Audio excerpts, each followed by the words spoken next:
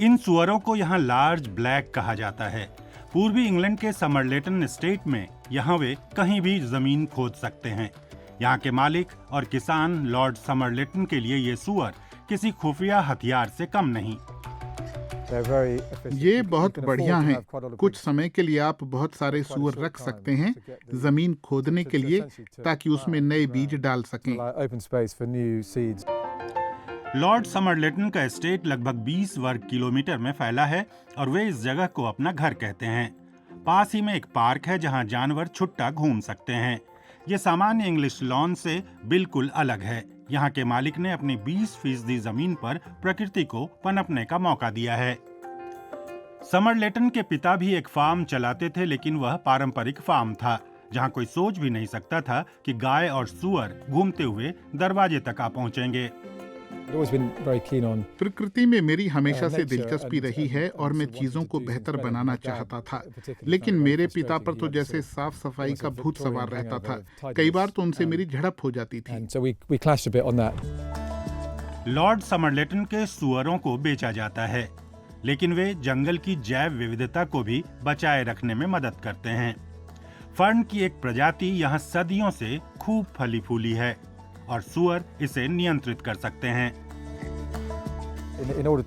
जमीन को उपजाऊ बनाए रखने के लिए और फूल उगाने के लिए फर्न को रोकना जरूरी है।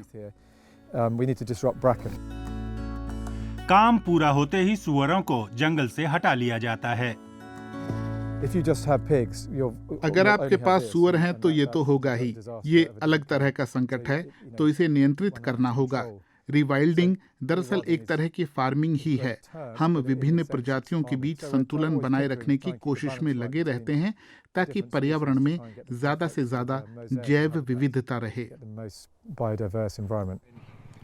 लॉर्ड समरलेटन और उनकी जैसी सोच रखने वालों को अपने पड़ोसी किसानों का दिल भी जीतना होता है।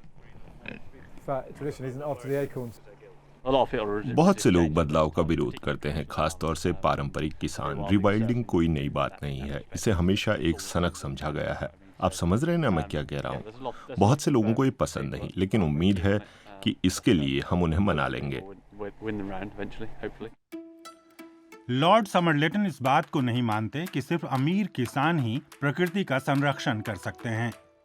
वह कहते हैं कि हर किसी को चीजों पर दोबारा विचार करना चाहिए। उन्होंने अपने जैसे 200 लोग तैयार किए हैं। इनमें कुछ किसान हैं तो कुछ आसपास नई पहल शुरू करने वाले लोग। यहाँ तक कि पास में विकलांग बच्चों का भी एक स्कूल इसमें शामिल है।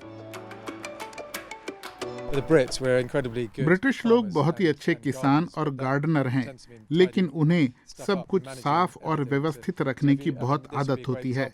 अब चाहे स्कूल में खेल का मैदान हो या फिर कोई सार्वजनिक पार्क, बीते 50 साल में कुछ ऐसा ही प्रबंधन रहा है। अब ये नए तरह का प्रबंधन है। इस गार्डन को पुनर्जीवित करने के लिए प्रकृति के हवाले कर दिया गया है। लॉर्ड समरलेटन कहते हैं कि प्रकृति के साथ जुड़ाव खोजना ऐसा अनुभव है जिससे ज्यादा से ज्यादा लोगों को फायदा उठाना चाहिए। वह चाहते हैं कि पास ही 100 वर्ग किलोमीटर का दलदली इलाका एक नेचर पार्क में तब्दील हो, जहां इको टूरिस्ट आएं।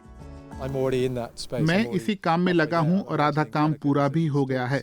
मैं चाहता हूं कि यहाँ पक्षी भी आएं, मवेशी भी रहें, खेती का तंत्र भी हो, लेकिन सब सद्भाव में रहें। लेकिन सबसे पहले उन्हें अपने पड़ोसियों को मनाना होगा, क्योंकि खुले मैदान पर घूमते सुअर ज्यादातर किसानों को बिल्कुल नहीं भाते।